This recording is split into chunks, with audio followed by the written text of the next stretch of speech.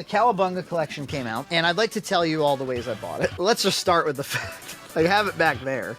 I have it in multiple forms back there. I have, of course, the TMNT cab, which I did not mod, and then there's the modded cab, which of course can play emulated games.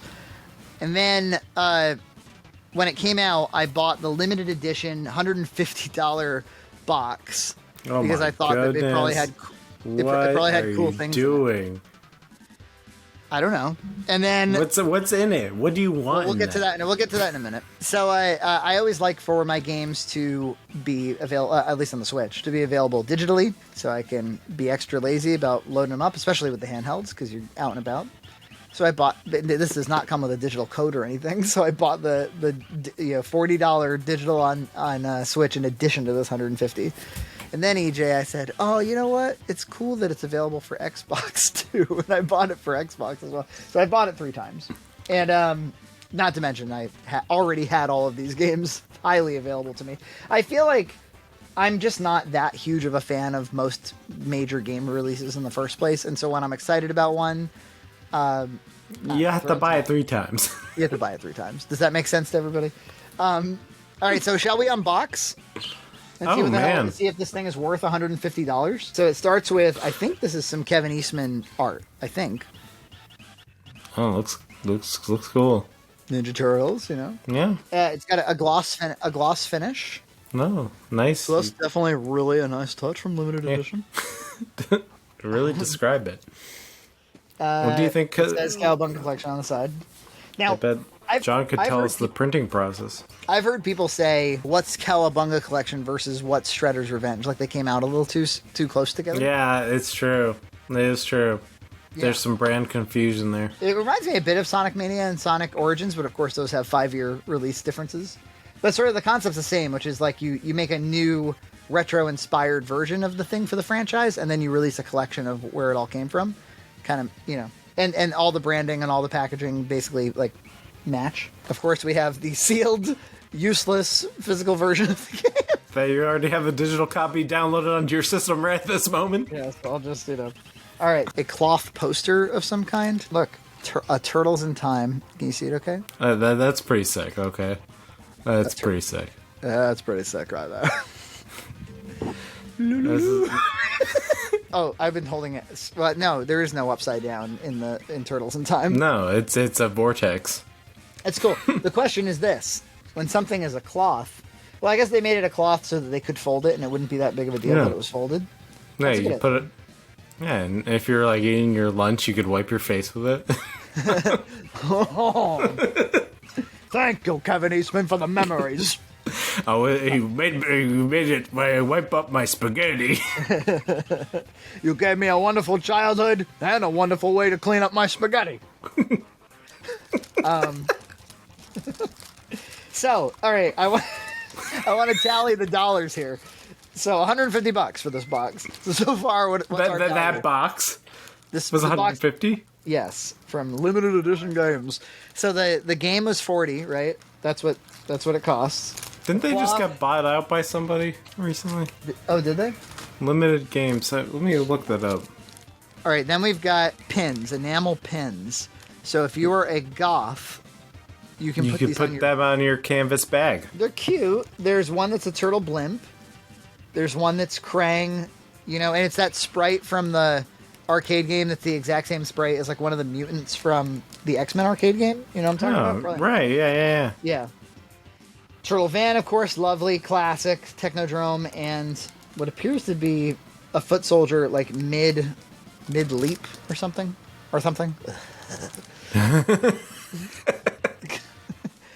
It looks like a foot soldier with his foot up its butt. Yeah, really. Right. It's like the foot soldier has his foot up its butt. They shouldn't call them the foot. They should call them the butt. Well, this is like 90s. Between Beavis and Butthead, and I have in the background Streets of Rage 3 with sprite swapped for Beavis and Butthead. Oh, really? I'm just a big fan. Okay. Next up, we have TMNT Tournament Fighters cards. Have we earned our $150 yet?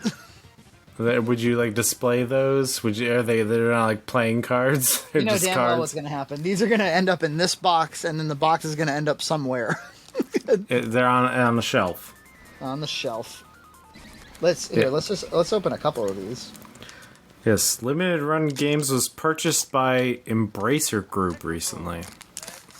Embracer Group. Embracer Group. It's some kind. They're like coaster type material. You know, not a stick. Coaster, but like a rubbery kind of thing, or yeah. Can you see that? Okay. I can't see shit. It's like I can't see it. Well, I don't know. It's like very. Well, I would say they're kind of Ninja Turtles 2003 inspired art, and they all have Tournament Fighter on them. Did you ever play the Tournament Fighter game? I remember playing like maybe the Super Nintendo version. It was a like I would go over a cousin's house. They have it. It's like very much a Street Fighter clone. Yeah. And so much like, so that I think they must have ripped off some other game because it's not even like they have popular characters really to play as. Yeah, they're almost. I don't. Are they like comic book character from the comic books? So like, why do that, right? Like, why not like Bebop and Rocksteady and Krang and stuff? I'll tell you who it's. So we got Chrome Dome, we've got Asuka, we've got Karai, a Foot Clan soldier. We've got Rat King, but he does not look like the Rat King. He looks like some other. We've got Shredder himself, but he looks kind of like TMNT 1990 movie inspired. He's got kind of like the maroon outfit. I love it. Yeah, I love. We have a character named War, a character named Wingnut, and then Leo, Mikey, Raph, and Donnie. Donnie. And Armagon. Okay, cool. I'm very pleased about these cards. I'm gonna put them in the box. Never gonna see them again. So far we've got some pins, a cloth, and some cards in the game itself. So in terms of value, what do you think we're up to? So value? This is something that you could go online for, but to see like how it all comes out. But it's there's a little bit of value here. You make a little diorama. Oh, that's interesting. Yeah. And that probably that'll go on my DVD shelf. That'll look quite nice. Yeah. I'm sure it was purchasable on eBay. All right, and then this is it. We're at the bottom. There's one more thing. And it probably is the coolest thing in the box. The Cowabunga Collection art book. Okay, yeah, there you go. And it's got a thick dong to it. Yeah, nice thick dong. It feels like it. I can feel it. I can feel the wind of the pages as you can smell it. They've got what looks to be like all of the game package, front artwork, back artwork, all of the sprites, like for the Game Boy one. Yeah, I could flip through this and get member berries big time. Yeah, it's like those big coffee table books that you can get of NES games and stuff. And this is this is quite niche, Yeah. Oh, this is so cool. They have the storyboards for the opening cutscene of Turtles in Time. That's amazing. That is really cool. And, pictures of Splinter and artist renderings of like Bebop and Rocksteady as pirates from Turtles in Time. This is great. Worth $150 right there. Yeah, I mean, in some ways you're over purchasing so that you can get these kind of niche products that you could get on eBay 3 months later. But again, man, I really like this game collection, and I want to show some support. I do want to kind of overbuy it a little bit. Yeah, especially Konami. They got out of the game business a little bit. They're just doing like pachinko machines or whatever in Japan. They are, and is that what they do? Yeah, so that's so lame. It's almost like you want to encourage them to make more things like this. Yeah, totally. And I mean, when it comes to a nice retro game collection, has it ever been done better than this? I mean, think about it. Like, normally, I don't know, take for instance some of these like Disney retro collections where it's like, for some reason you don't get the SNES version of Aladdin, you just get the Genesis one, whatever. There's always some skimp. There's always some licensing thing. There's always some bullshit. There's always something that everybody on YouTube is like, yeah, but what about this? This is all 3 Game Boy games. All 3 NES mainline games, Turtles 1, Turtles 2, the arcade game, Manhattan Project. There's both arcade games. There's the SNES version of Turtles in Time, in addition to the arcade version. There's all 3 versions of Tournament Fighters, Genesis, SNES, and NES.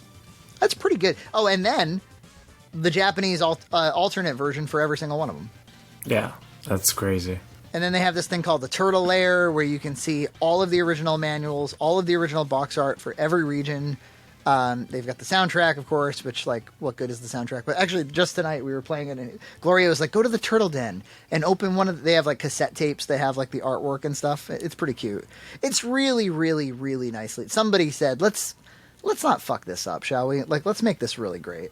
Yeah, it's good that they took the care, because it's always disappointing when there's something missing, and there's like there was like a Pac-Man collection released, and it's like the emulation was off, and like there's some games missing, and it's just like it's not you don't want to have that disappointing feeling.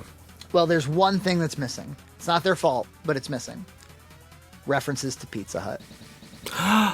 Gone. No. Gone? Yes. And in the specifically the NES Ninja Turtles 2 arcade game. Yes. You know how that had like the Pizza Hut logo all over the place? Yeah. Do you know in particular that I was just playing it tonight, when you make your way almost to Bebop in the second stage, there's like 2 giant Pizza Hut signs that collapse. Yeah. For some reason those now say Turtle Racing on them. This is Turtle Racing. Although I was playing, I think maybe the American version. You know what? I think it always said Turtle Racing on the Japanese version, because that's what I was playing, and I think the American version now is just blank. I think that's how they solved it. But I was playing the Japanese version because, well, first of all, it was in English, so I was like, I don't feel like I'm playing the Japanese version, and maybe other people knew this. I did not, but the jump kick in the Japanese version, 1-hit kills for the Foot Clan. Oh, well, they did that a lot, where the Japanese version was weirdly easier. Yeah, and don't you think for some reason the gamers out there would be a little more hardcore? Because they bought more games. I don't know. It seemed like you always hear about, like, in Japan the game market was different. Like, everybody could buy a game. So you think that they would? I don't know. And famously, Super Mario Brothers 2 wasn't released here because it was too hard. Right. So that maybe that's what makes me think of, like, oh, they love their hard games out there. They love shitty Mario 2. But they're in, like, the Contra's, the Sega version. I think they have more health or something and stuff. Yeah. Yeah, well, so I just want to prepare you. I bought a gigantic box of shit for Shredder's Revenge, too, but that doesn't come out until December. They prepped another. That's the one that has the Pizza Hut thing in it. And, that one has the pizza. I remember the VHS tape of it. Yeah. Yeah, and I remember there was a Pizza Hut coupon that they fought to get or something. Yeah. So you got to pay $300 for the stupid box full of dollar store shit. No, it's great. You know what? The book, because there's a tendency to package this all back up and forget you bought it. The book I think is worth pulling out and putting somewhere. Man, just the back. Look at the back. I know the light is. Can you see that? Okay. It's I see a little bit of it. It's all the mix of artworks. I have Netflix now. I hadn't been subscribing to Netflix, and they have all the Nickelodeon stuff. So they've got that whole Nickelodeon TMNT show that came out like in 2010-ish. And I wonder if I can get Gloria to watch that with me, because it looks kind of cute. And I hear that people love it. People are like, oh, it's made by huge TMNT fans. I never got into the 2003 one. Maybe it was just because I was like a teenager by the time it came out. Yeah, I wasn't into it. And then I see this Rise of the TMNT, which is like this new one where they're, very stylistically drawn. Like they really go for this kind of, very modern 2D artwork. Raph is huge. And for some reason, Raph is the leader. which is funny because in the rap in the original movie, they go, Raphael, he's the leader, or something. It was not true. but in this show, he is. Retconned. I was watching something recently. I was watching Andre the Black Nerd review the movie. He was giving them shit for like everybody hates Rise of TMNT because it's nostalgia and childhood, and I was like, the same people like that 2012 one, dude. They like that CG Nickelodeon one. There is such a thing as like I like this and not that, and like believe me when I say it, not just all things are relative based on your experience at the time you saw it. It's not, I think people overcorrect for this nostalgia thing. I think so. I think you can be nostalgic and also hate things, and it's not because of nostalgia.